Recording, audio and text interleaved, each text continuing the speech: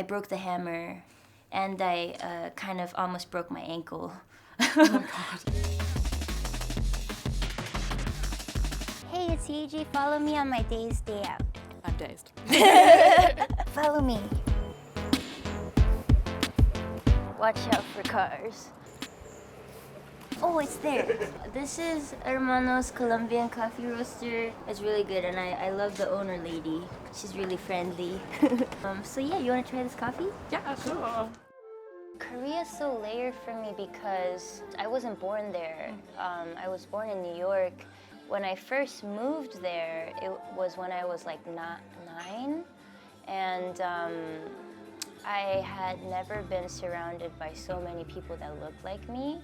So in a sense, it was like so incredible and amazing. And also at the time, like in 90s Korea, they did not have that many foreigners or Korean Americans in the country. So I was really like one of the few, and I had an accent in my Korean, and I would usually just speak in English, and then like literally old men like walking by would scold me and be like, why are you talking like that? And then I slowly, progressively became more Korean while living there for like 10 years, but also attended many different types of schools. The longest one I attended was American schools, so we would learn in English. And that was weird too because the school wouldn't let us speak Korean. Like if I spoke in Korean, I would get detention. So there were so many dynamics within cultures and dynamics and rules that were conflicting with each other that were metaphorical of my inner world too. But I think I was just very confused as a child and didn't know how to be me in Korea. Sorry if we're getting you to go deep in the coffee shop. No, that's kind of very coffee shop. Right, Yeah. right. Just catching up at the coffee shop. I found some stores I like still from my grandma. We're going to the land of miniature things. Oh yeah. I'm kind of obsessed. I have a lot of tiny furniture stuff. Because if you come to my studio, there's like a few shelves where I just like display cute things. But today I'm here for my gramps, so I mean, you can always buy stuff for yourself while shopping for other know. people. That is how it works. Oh, ow! Wow, honestly, he would really love this. Is he a big fan of owls? He loves owls, yeah. I don't know when it started. Hello. I wanted to ask how much this That one's is. 20. My grandpa has so many owl figures. Like on his blog, he documents every single one, and he's at like a few hundreds for owls. But then I also definitely have like collector's like blood in me from him, and for me, it's more about my private happiness. Like I don't have to show it to anybody. Asian food is like Yeah. so communal. Yes, so communal. And it is very much the way that we, like, even if we can't say something, we will say it in food. I feel like. I noticed like, yeah, in Korean too, like we won't say, you know, like, oh, I missed you so much, it's so good to see you. Like that would never be said, but we'll say like, have you eaten lunch? Like, have you eaten well lately? Yeah. And that's a way of showing affection and care. Yeah, definitely. So this is EQ, which is predominantly East Asian supermarket that I would go to every day on my way to the office. This is red, white grape and apple. Ooh, white grape sounds good. This energy drink because I'm tired. So my go-to actually is just the salmon set, but their hot food's also quite good.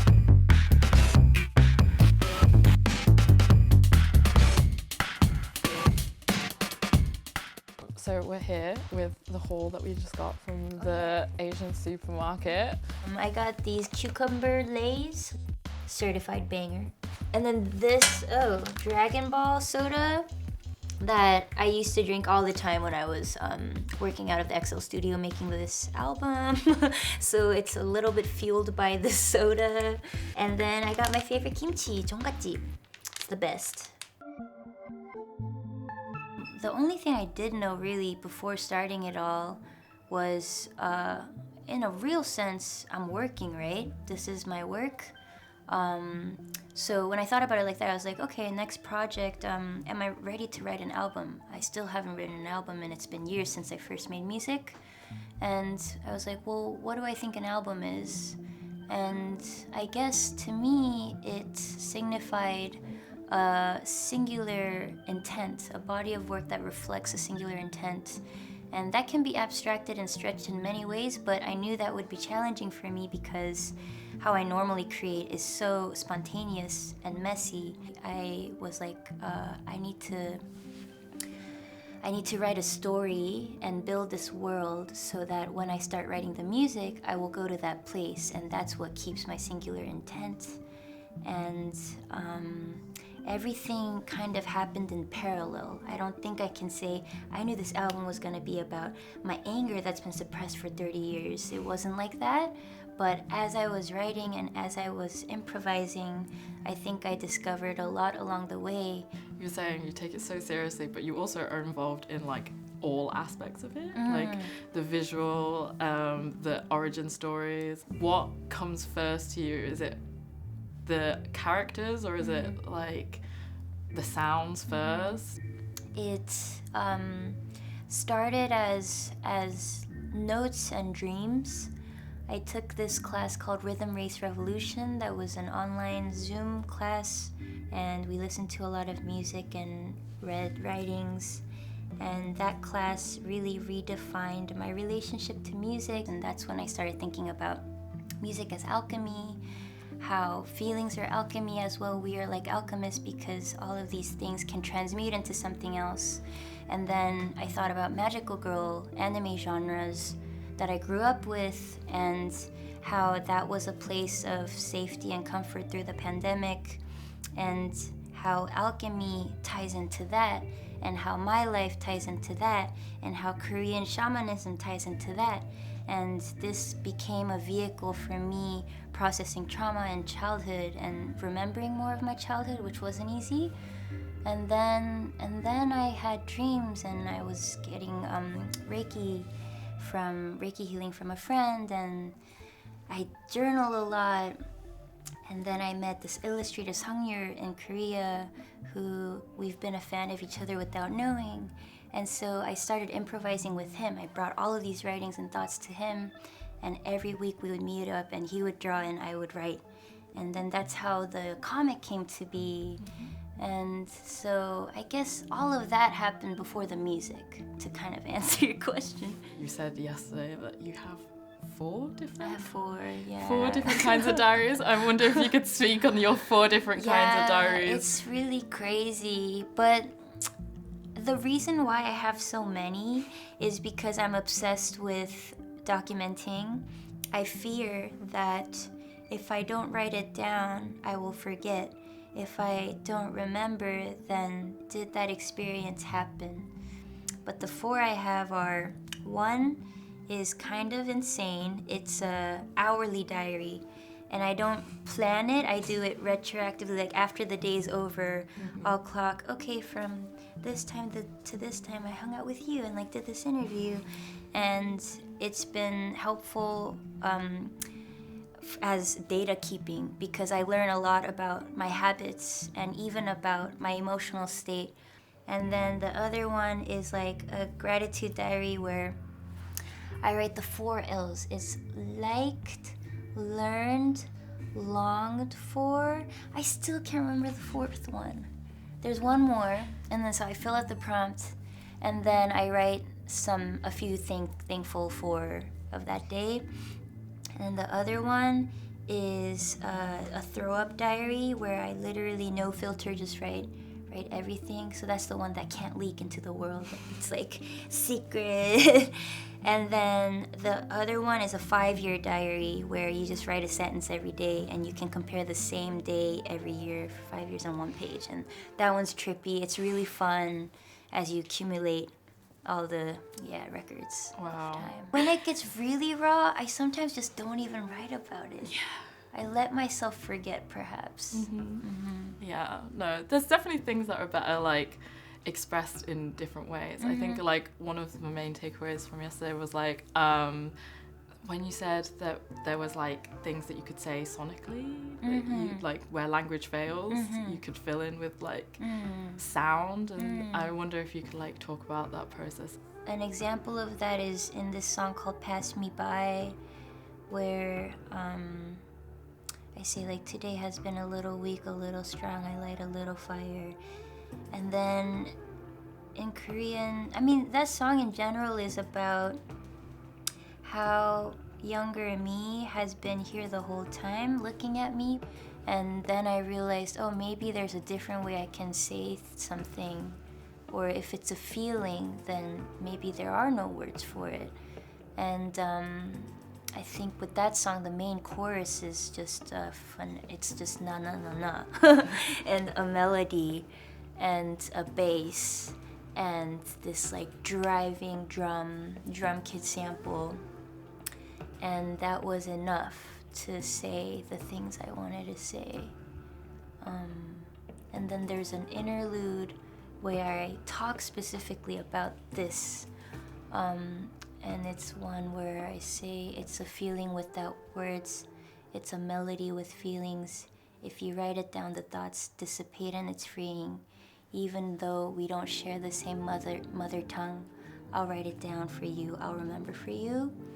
And that one was also touching on how I have friends of many different backgrounds and way they were, raised, where they grew up, different languages, but we still connect on a deeper level through music. I met them through music.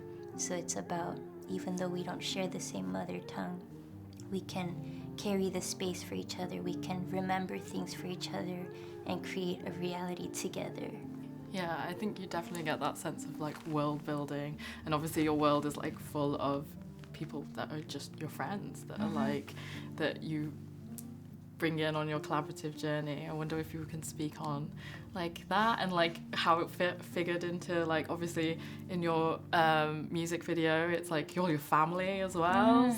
I would say I'm still a bit introverted, so it's not the easiest for me to truly, fully open up. And I think that's why I keep my close people closer. And like with work, we all met each other in our early 20s in New York in the underground dance music scene, and it wasn't as booming back then. There wasn't that many of us.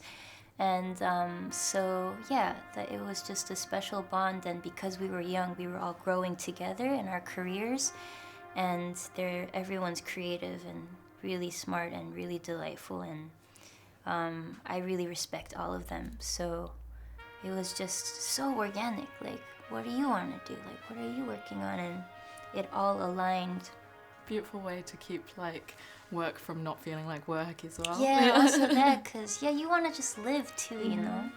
Yeah, especially when you're making music, it's like your work is living. Yeah, and, like, the boundaries are blurred. In the same way that like What We Drew, I feel like was very, I know it came out like just a month after the pandemic, but like I feel like that must have been written like before a lot of the lyrics in that. I felt like I feel this right now in my like lockdown state. That was definitely wild, because there was no way I knew a pandemic was coming. I did not write that for pandemic, but I was just that one was like truly my diary entries, like non-filtered. Each track is a different entry, and I think that's maybe why it resonated with people, is because it was deep introspective thoughts that I was just sharing. And because of lockdown, we were all stuck with our thoughts. But this one obviously was like more of a, oh, this is how I am past the pandemic. Yeah, I think it helped me to write this story that's not real, but it still included me.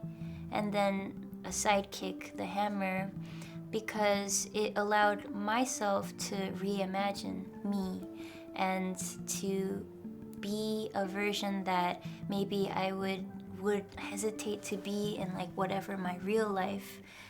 It's like cosplaying, but because of that, it's liberating and it's free. And that's why I felt bold this time to have my face on the cover of the artwork. And I felt bold to like get extensions and like act in this music video and really like act the story and tell the story, because she's not me, but also she is a part of me. And it's really fun and liberating to imagine like that. And it doesn't mean it's fake, it doesn't mean it's not deep. It just became a vehicle to realize these things and express it in a new way. That was really refreshing for me. Amazing. And then it's also just like really fun to swing a hammer around. It's also just fun to swing a hammer around, and it just looks bad as hell to just like have it like right behind me. And yeah, that's fun. Yeah. This is Yaeji. Thanks so much for tuning into my Dazed Day Out.